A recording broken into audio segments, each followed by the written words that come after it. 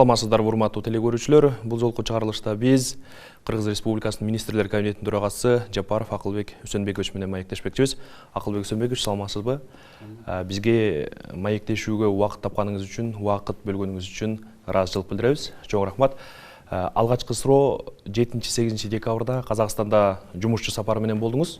Министрлер кабинетинин төрагасы катары бул жумушчу сапар кандай жыйынтыкталды? Абдан жакшы жыйынтыктар менен биз келдик десек болот. Жакынкы арада 16-17 декабрда Казакстандан жумушчу тобу келет. Ал жерде билесиздер, эл аралык финансылык центр бар. Ошо центрдин өкүлдөрү дагы келет. Анан Казакстан өкмөтүнүн атайын өкүлдөрү Камар ата бирде куруу боюнча урматтуу президент Садыр Нуркожоевичтин чакыруусу менен алар дагы келе атышат. Анткени өткөндө президенттер жолукканда эгерде курам десеңер кошулгула, курам дебесеңер анда биз өзүбүз курап кете беребиз деп. Бүгүнкү күнү өзүңүздөр билесиздер, азыр Өзбекстан өкмөтү менен биз Камар ата бирдин ТОсун иштеп чыгып атабыз. Азыр Казакстандан коллегалар келсе, алар менен дагы ТОлордун баарын иштеп чыгып, анан бир финансовый модельге келебиз. Анан эмдиги жылдан буюрса кура баштайбыз да. Акчаны ким таап келет, кантип таап келет, долялары канча болот, муну эми биз карап атабыз. Кайсы принциптер менен бул курулат? Кыргызстан тарапта эмне болот? Өзбекстан тарапта эмне болот, же Казакстан тарапта эмне болот дегенде, муну президенттер өзлөрү ичара чечип алса болот. Биз ошо биздеги болгон ресурсту чогуу пайдаланышыбыз керек экенин быйылкы жай көрсөттү да. Суу аябай катуу тартыш болду. Мына ошо суу катуу тартыш болгондуктан бүт мамлекеттегилер түшүндү. Биз анткени нарын суусу, кийин Сырдария болуп өтүп кеткен суунун 1,5% эле өзүбүзгө колдонобуз. Калган бүт суунун баарын колдонгон биздин кошуналар да. Ошондуктан алар дагы өзүнүн ыктыярлары менен сиздер менен кошулуп иштешели деп атат. Биз ошо проекттени буюрса эмдиги жылдырабыз. Бул биринчи жыйынтыктардын бири. Экинчиси, Бишкек шаарынын мэри барган. Азыр ал жерде договорго түзүп келди. 1000-ге жакын автобус Казакстанда чогултуп аткан экен. Кытайлыктар менен, немистер менен чогуу. Астанаданын -43-үндө иштеп аткан автобустарга түшүп, өзлөрү көрүштү, баарын байкашты. Муну теңге менен, кредит катары 7% менен мына ушуну ала турган болдук. Жана 100-ге жакын техника, коммуналдык техникалардын баарын дагы сүйлөшүп келдик. Мындан тышкары 1000 тонна өткөндө президенттер барганда сүйлөшүшкөн, 1000 тоннага жакын жазында үрөн. Бул үрөндү гуманитардык жардам катары берип атышат. Ал эми биз болсо 3000 тоннадан 5000 тоннага чейин үрөндү өзүбүз дагы сатып алайлы деп атабыз. Эмдиги жылы биздин фермерлерди жакшы үрөн менен, сапаттуу үрөн менен камсыз кылуу үчүн бир 12000 тоннага чейин үрөн керек. Азыр ошонун теңин эми Казакстандан алсак, теңин дагы мына биздин айыл чарба министри Россиядагы семхоздор менен дагы сүйлөшүп атат. Биз алып келип, буларга дагы жетишебиз деген ой пикирибиз бар. 4 логистикалык центр борбор түзүлө турган болду Кыргызстанда. 3 оптовый распределительный центр деп коет. Биздин дыйкандардын алып келген өстүргөн кайсы продукциясы болбосун, ошолордун баарын сертифицировать этип, упаковать этип, экспортко даярдай турган 3 центрди түзөбүз. Анан бир логистикалык борборду түзөлү деп атабыз. Бул кантта Казакстан тарабында 20-30 гектар, биздин тарапта 20-30 гектар. Ошол эки жерге дагы биздин дыйкандардын продукцияларын баарын чогултуп, сактап, анан убагында Казакстанга сата тургандай кылып, же болбосо бөлөк жактан алып келип сактап, анан Кыргызстанга сата тургандай кылган чоң логистикалык центрларды кура турган болдук. Мындан тышкары 4 пансионат боюнча дагы сүйлөшүүлөр бүттү. Бир 2-3 жылдын ичинде Казакстан өкмөтү 4-5 жылдыздуу отелдерди курууга милдеттемесин алды. Эгерде өкмөт эми мындан ары тынчтык болот деген гарантиясын берсе деди, межправ соглашение болот, буюрса ушул сезондо ошо 4 пансионаттан дагы ишке киришет да. Ал эми биздин гендер боюнча, бөлөк инвестициялар боюнча абдан чоң сүйлөшүүлөр мына 16-сынан 17-сине чейин болот да. Эң чоң көйгөйлүү суроо талап бул биздин соодагерлердин Казакстандан өтүп аткан тартиби эле, машинелери менен болобу, транзит менен өтүп аткан биздин контейнерлер болобу. Акыркы 5-6 жылдан бери 700дөн ашык контейнерлерибиз туруп калган экен. Ошонун баарын бошотуп беребиз деди. Эгерде кылмыштуулук жок болсо, 26 кылмыш иши козголгон экен, сигарета, наркотик, ушундай кылмыш кодексине карата кармалгандар болсо алар берилбейт. А бирок 700ге жакын контейнерди биринчи күндөн баштап Бажы комитетинин төрагасы номерлерин баарын жиберсе, ошолордун баары берилет. Жана биздин товарга Россияга жол ачылды да. Мына кыскача айтканда ушундай бир топ жетишкендиктерге жетиштик. Мен ойлоп атам, мындан ары дагы биз өзүбүздүн кызматташтууну көбөйтөбүз. Жакын арада $2 миллиард өзүбүздүн товар обороту көбөйтөлү дедик. Жогоруда суу маселесин козгоп калбадыңызбы? Ушул жагдай социалдык түйүндөрдө, коомчулукта ар кандай талкууланып жатат. Бул маселе өкмөттүн абийирин ачып койду деген пикирлерди айтып аткандар да бар да. Сиз ушуга кандай комментарий берет элеңиз? Эми ар бир кишинин өзүнүн эрки да. Тем более социалдык түйүндөрдө айтабы же үйүндө айтабы баары бир эле болуп калбады. Бизде Казак өлкөсүнүн премьер-министри Мамин Аскар Узакбаевич жайында канчалык кыйын болсо да кыргыздар бизге жардам бердиңиздер, эки өкмөттүн ортосунда турган келишимдерди так аткардыңыздар. Ошондуктан биз да кышында электр энергия катары Токтогулдагы суу кетип калбаш үчүн электр энергияны дагы так аягына чейин аткарабыз. Өзүбүздө дагы бир топ тартыштыктар болуп атат, бирок биз ушуну так аткарабыз деген сөзү болду. Ошону эми ар бир киши өзүнчө туура эмес интерпретацияларды кылып атса керек. Дагы бир жагдай, Бишкек шаарынын тургуну катары, анын ичинде коомдук транспорттун колдонуучусу катары менин көңүлүмдү бурган ушул Казакстандан келе турган автобустар болду. Акыркы мезгилде Борбор шаарынын тургундарын ушул коомдук транспорт маселеси өтө кыйнап келди эле. Биринчиден баанын кымбаттыгы, экинчиден коомдук транспорттагы ыңгайлуулук маселеси да. Мындайча айтканда баягы шаардыктардын ак эткенден так эткен автобус болчу да. Эми ушул качан келет деп күтсөк болот? Илгеркилер айтып койчу эле, баарынан бок жаман эмес, жок жаман депчи. Мына ошо муниципалдык транспортубуз жок болгондуктан мына бүгүн 1800 автобус жок болуп атат. Биз ошо 1000ге жакын автобусту Казакстандан ала турган болуп атабыз, жана 1000ге жакын автобусту Белоруссиядан алып келебиз. Буюрса эмдиги жылы биздин жарандардын баарына тең газ менен жүргөн, ток менен жүргөн, анан эгерде дизель болсо анда евростандарт 5 менен. Жалаң ушу Европанын двигательдери менен. Анан ушу Казакстандын жолдорунда, биздин Минскийдин жолдорунда, Россиянын жолдорунан текшерүүлөрдөн өткөн сервистик центри менен чогуу, запастык бөлүктөрү менен чогуу, бүт баары менен чогуу келе турган техникалардын баарын буюрса бүтүрөбүз. Бул президенттин тапшырмасы бар эле, билесиздер, баягында бусиктер дагы туура эмес шарттарды көтөрүп биздин жүргүнчүлөрдү кыйнап атканда саясий чоң чечим кабыл алынган. Биз ошо чечимди аткарууга даярбыз. Бүгүнкү күнү буюрса эмдиги жылы көрөсүздөр, балким жаңы жылга чейин үлгүрүп калабызбы, жаңы жылга чейин үлгүрбөсөк, эмдиги жылы автобустар боюнча бишкектиктердин проблемасы болбойт. Дагы бир маселе, жакында эле президент ушул Чүй облусунун Беловодск айылындагы балдар үйүндө болду, психоневрологиялык балдар үйүндө. Ал жерде ушул өлкө башчысы балдардын күнүмдүк тамак ашы менен таанышууда баасына кызыкты.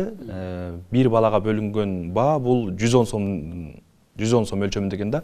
Ошол жерден өлкө башчысы бул каражат 2 эсе көбөйөт тургандыгын айтты. Андан тышкары дагы ушул социалдык төлөмдөр көбөйүп атат. 100%-га айрым социалдык төлөмдөр келерки жылдан баштап 200%-га чейин көбөйгөн жатат. Ушундай шартта бюджеттеги каражат маселеси кандай? Чама чаркы чак келеби? Казынанын абалы кандай? Азыркы убакта акыркы 6 айдын ичинде эле биз 28 миллиард сомго чыгашабыз дедик да, кирешебизди көбүрөөк таптык да. Мына биринчи жолу таможня ноябрь айында өзүнүн планынан тышкары 45 миллион сом берди. Жана ушу жыл боюнча 3 миллиард 400 миллион сом жетпей келат эле. Бул пландын баарын тең азыр 7 миллиард сомду декабрда бүтүрөм деп азыркы келген жаңы жетекчи милдеттенме алып алып ошону бүтүрүп келатат. Ал эми салык инспекциясы болсо 800 миллион сомго көбүрөөк ноябрда акчаны топтоду. Жалпы жонунан салык инспекциясы 3 миллиард 800 миллион сомго көп акча төлөп атат. Биз бул булактардын баарын билебиз. Иреттей баштадык. Президент кумтөрдөгү коррупцияны тык токтоткондой, биз энергетика тармагындагы азыр көмүр мафиялары менен аябай катуу күрөшүп атабыз.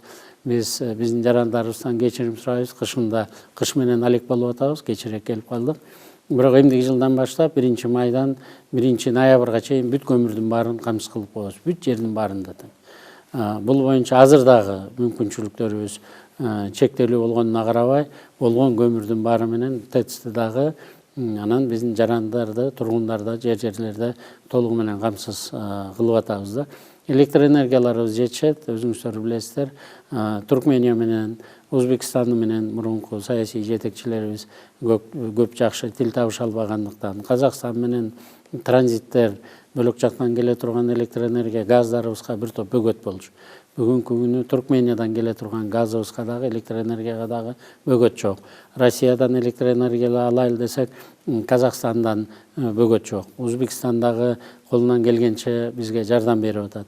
Ошондуктан Борбордук Азияда азыр бизде президенттердин деңгээлинде дагы, өкмөттөрдүн деңгээлинде дагы бир дагы тоскоолдук чечилбей турган суроо талаптар жок. Биз акчабыз калып атабыз, жалдырап сураган жерибиз жок. Биз азыр күч органдорунун баарындагы жазында дагы эмне болуп кетет деп баарын камсыз кылдык. Азыр эми социалдык төлөмдөрү боюнча айта турган болсок, бул боюнча дагы 220 сомго көтөрүлөт 1-январдан баштап. Бул Минсоцтрудта, Минздравта, Миннародное образованияда бар экен. Ошо карылардын үйү, колунда жок, оорулуу инвалидтер болгондордун баарында ушу тамак ашына 100%га көтөрүп атабыз. 110 сомдон 220 сомго чейин. Биздин расчетторубуздун баары бар, ордоруна коюп атабыз. Мисалы, азыр ушу алкоголь тармагындагы мафиянын баары жоюлгандан кийин, укук коргоо органдагы крышалардын баары алынгандан кийин, азыр мурунку эле заводдор 328 000 декалитр спирт ичимдиктеринен акциз төлөй элбей айтабыз деп аткан заводдор азыр 1 600 000 декалитрден. Мен 2012 жылы финанс министри болуп турганда ошончодон чогултчумун да. Ошону биз 1-январдан баштап добровольно төлөп беребиз. Биздики буга чейин туура эмес болгон экен деп өзүлөрү келип атышат. Азыр салык инспекциясы айтып атат, болуптур. 1 600 000 арактан төлөсөңөр, акцизин эле. Анда пиво дагы бар, арак дагы, шампан бар, коньяк бар, вино бар дегендей, ошонун баарын реттейбиз деп атабыз да. Мына ошол эле жерден биз 2 миллиарддан 3 миллиард сомго чейин бюджетке түшпөй калган акчаларды чүрөйлү деп атабыз. Ал эми тамеки тармагынан болсо, биз 5 миллиарддан 10 миллиард сомго чейин акчаны көбүрөөк эмдиги жылы топтойбуз дейбиз да.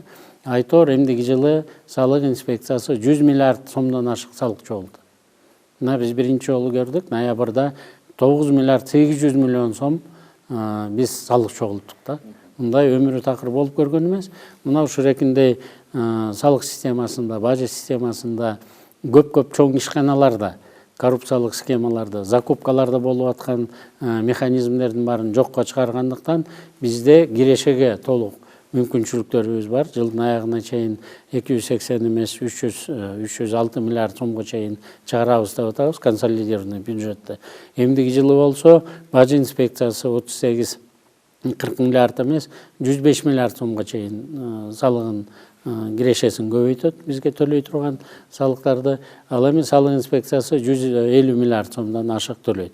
Ошону менен бирге чоң компаниялардын дагы киреше дивидендтерин көбөйтүп 400 миллиардка чыгарабыз деген биздин толук расчетторубуз бар, көзүбүз дагы жетип атат кандай боло турган.